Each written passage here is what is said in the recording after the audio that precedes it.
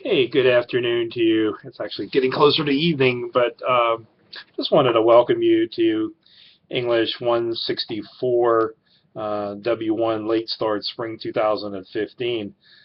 On the first day of this class, something that I wanted to tell you is if you know another student in the class, try to pair up with that person. And if you don't know anybody, maybe through the discussion board, you can get connected to another person. And the reason why I would tell you to pair up with at least one person is they can help you critique and comment on your papers and some of the work that you do. I think that's very, very helpful. We also do two tests in this class, and I will tell you, I make no qualms about it. The first one is extremely hard and extremely time consuming. So if you do it by yourself, it just takes too long. Somebody last semester was doing it in, they might have started on 9 or 10 o'clock on the day it was due, and they weren't able to complete it. So these tests are open book and open notes, but it takes a while to find the information. So we do two tests in here, and if you want to do it with another person, I would strongly encourage you to do that because it's to your benefit. These are the textbooks. This is the first one. It's called Writing Research Papers. It's the 15th edition, and I sent out an MP3 file yesterday. This is the book that I use as a college student when I went to college in 1977, and I took the Calm 2 class.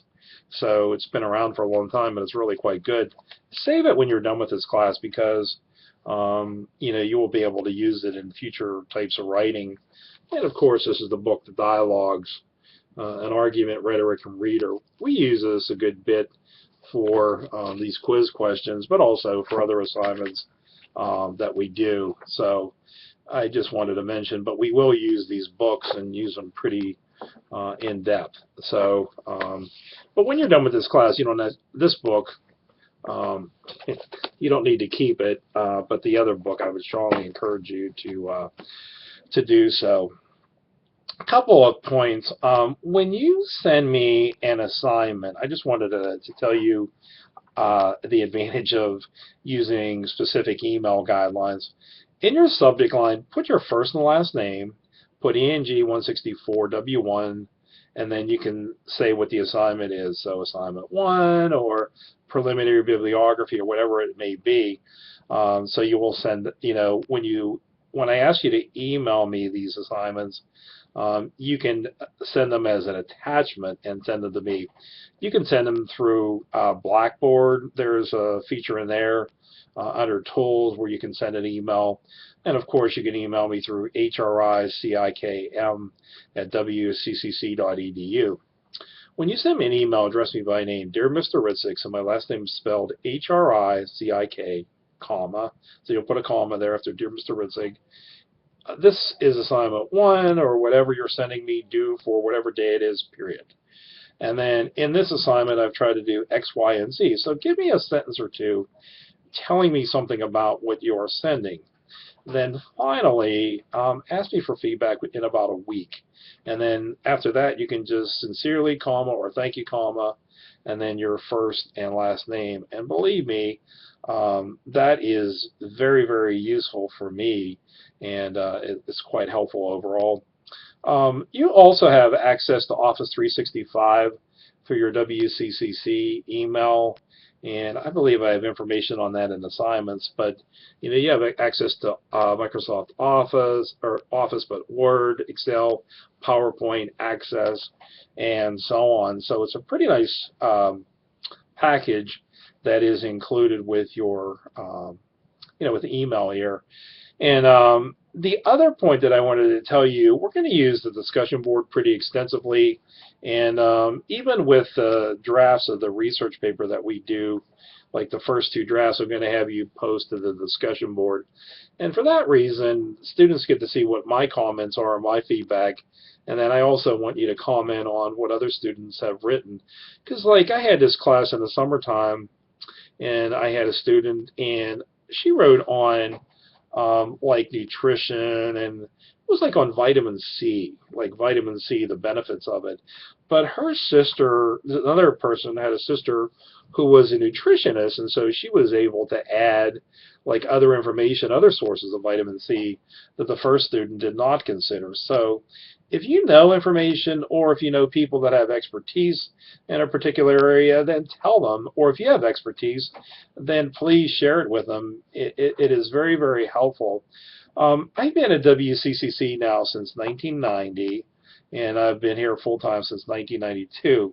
And I just wanted to share a very interesting story with you about a former student that I had whose name was Rachel.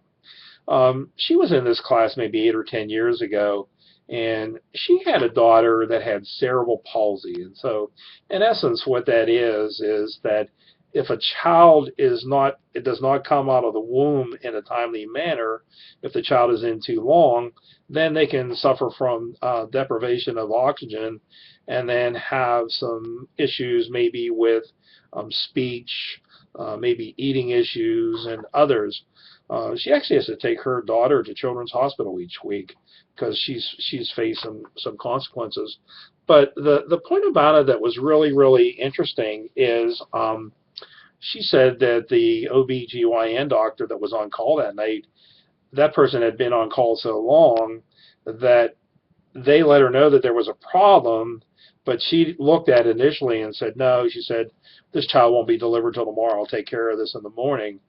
Well, then what happened is she lived maybe 40 minutes away from the hospital. She went home and she fell into a deep sleep. And by the time they were able to call her and get her to come back, this Rachel's child had cerebral palsy.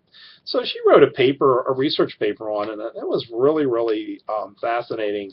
But I recently ran into her up at Seven Springs, and as a result of her journey with her daughter, but also through her classes here at WCCC, she's going to head onward, and she's getting like a doctorate degree in counseling or in psychology or whatever, but she wants to be like a child psychologist or a child therapist or something like that. I thought, boy, that was really fascinating. So I've had so many interesting students and stories and things in this class that people have done, but a lot of times if a person has like severe migraine headaches, or I've had students that have cluster headaches, and writing about it and researching it more, it proves to be very, very helpful. The topics that you can do for this class, as I had mentioned, would be like health, wellness, disease, prayer, meditation, exercise, fitness. Under the health and wellness kind of umbrella, you can pick the direction in which you would like to head, and that, that's kind of where we have to go. But the only thing that you're going to have to do for this very first week is you're going to have to introduce yourself at the discussion board by the end of the day today, which is February the 6th, and then you're going to have to respond to at least one other student at the discussion board. By next week, Wednesday, February the 11th, I'm going to have you post a proposal at the discussion board on a research paper topic. So again, it has to fit under the health and wellness and fitness or whatever, not fitness, but under that whole bigger umbrella. So you have some different directions in which you can head. But like I said, I've had really, really fascinating and engaging and interesting topics. Even here at WCCC today, it's called Go Red, which is the Heart Association Day, but it mostly focuses on women and heart disease. And I found it really, really interesting that with women, sometimes with heart attacks, they don't just show the same symptoms that a man does. So, like, for instance, if a man goes to the emergency room sweating, shortness of breath, chest pain in the chest, in the neck, and so on, and the shoulders and the face, if they go, then they immediately take him into the emergency room as for potential heart attack. Sometimes women have different signs or symptoms of a possible heart attack. The student that I had in class this last semester, and actually it was in the summer semester, she wrote about her mother, and her mother had this real tightness like in this area in her jaw, but she also had like some stomach issues. And here they just thought it was like the flu or something. And here she had suffered a heart attack. So it was interesting how both genders have sometimes different ways of kind of manifesting heart attack or heart disease. The biggest thing that I will tell you from taking this class is you're never going to have to write a research paper at work. That's, you typically don't have to do that. But you are going to have to do research during the course of your life for a variety of, different areas or different reasons. And so, like, say, for example, if you work at a small or medium-sized company and you decide to do some research, would it pay to have a doctor come in once a week or have a doctor on staff and then have an RN? What benefits would there be? Would there be enough advantages to it? So you'd have to, really look into that, which I think is a worthwhile topic to look into. Everyone in every single family in the United States is going to be someone that has cancer, someone that has heart disease. You might have a medical condition, but to know where to look and to really go through as a knowledgeable consumer is very helpful. I'll share a good personal example. My father, when he was in his 70s, had prostate cancer. And so if you're a younger man, if you're in your 40s and your 50s, if you have prostate cancer at that age, you might go in a different direction as far as like the treatment, because if you're a younger man, then naturally, you want to be intimate with your partner and so on. And so there's some different options that you can consider. Where my dad was in his 70s, and you can get the prostate removed, or you can get it cored out, or the other option, of course, that he went with is they implant these radioactive seeds. And so what they do is they'll kill the cancer, and then I don't know if they take the seeds out, if they leave them in, or eventually you expel them through your urine. That's what my dad did, and it eradicated his prostate cancer.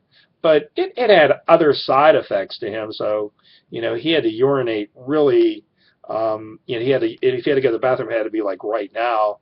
And there was, like I said, there were some other issues.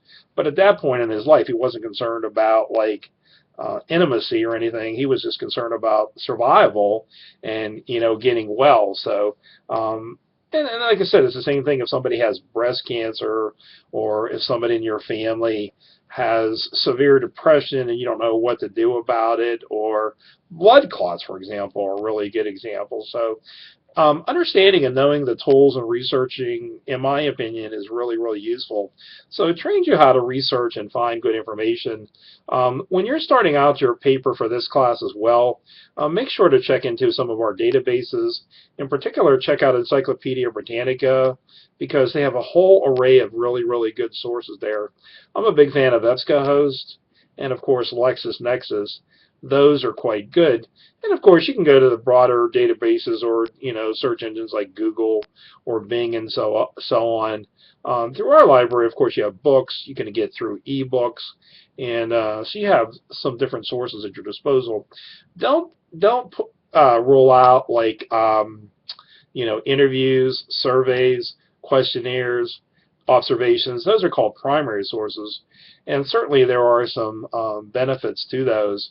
And, if some of you go on to get your bachelor's degree or master's degree, particularly like if you're in psychology is one area, you're going to have to do a certain number of observations. I've had students that have gone on to work at Western Psych or have done internships there. And so they'll do these drug studies to determine if a person takes Celexa or Lexapro or whatever, or maybe, I don't know, there's some other of those drugs. Like how does one versus the other work? What advantages are there, and so on. So it's interesting, but you will, if you can use primary and secondary sources in your research, it's good. And you want to try to cast a pretty strong overall net in doing the research for this class. So we do one research paper. It's between 12 to 15 pages. It can be longer, but it can't be shorter than that. And then we do a number of writings and assignments. But also for the research paper, we do a proposal, we do a preliminary bibliography, we do an outline, we do 2 drafts of the paper, and then a final draft of it. So I do give you pretty consistent feedback, but also your fellow students will give you feedback, which I believe to be very, very helpful. The point that I wanted to express to you finally here is you might not agree with all my suggestions or my direction. in which you can head for your writing, and that's fine. I have no problem with that. If you like my suggestions, use them. If not, you can choose what you want to do. And then if you find the way that I give feedback helpful to this class, and you want to, if you wanted to use more of that as you move on down the road with other writing, that's fine. But I just try to let you know, this is what I'm thinking, this is where I am, and then I think it allows you to adjust more to some of the things that I like to emphasize in writing. I can tell you I'm really, really big on drawing conclusions, especially in research papers. I don't want to see you use all just sources. I want to see you draw conclusions and clearly advance a thesis from that. So if you learn that from this class, I think it's better, it's beneficial, and then also too, you will become more skilled at finding and getting into the best possible sources you can use in writing and researching and so on. So I just, like I said, I really wanted to kind of get into that, today. So make sure, if you can at all, with the the proposal for your research paper, do a little bit of reading over the weekend. And typically for the proposals, you might have to revise them a time or two until you get them to where we agree on your direction. If you're thinking about more than one topic, you can let me know, and then I can tell you, well, maybe you can go in this particular direction. But as I said, for people in the class, make sure to chime in and comment on what others are writing, because if you have a more collaborative approach, it definitely helps, and there's definitely benefit to it. So thank you.